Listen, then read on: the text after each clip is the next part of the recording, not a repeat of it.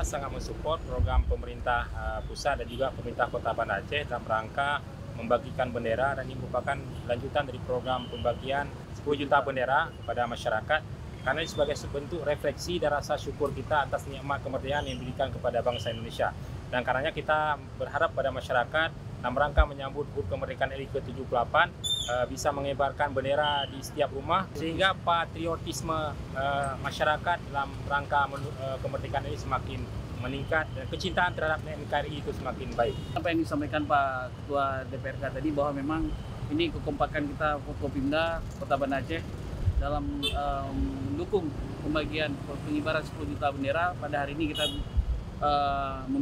bagikan bendera kepada masyarakat, supaya kenapa ini jiwa rasa memiliki negara, jiwa kebangsaan kita itu tumbuh di hari ulang tahun Republik Indonesia yang ke-78 ini. Kegiatannya kira-kira Pak, berapa hari atau ada selanjutnya Pak? Ini kita bagikan secara simbolis, dan ini juga kita akan membagikan ada lebih kurang di sekitar ada 3.000 bendera mungkin yang akan kita bagikan kepada seluruh masyarakat. Ini supaya untuk membangkitkan kebersamaan, jiwa patriotisme kita dalam sebagai warga negara dalam memeriahkan HUT kemerdekaan RI.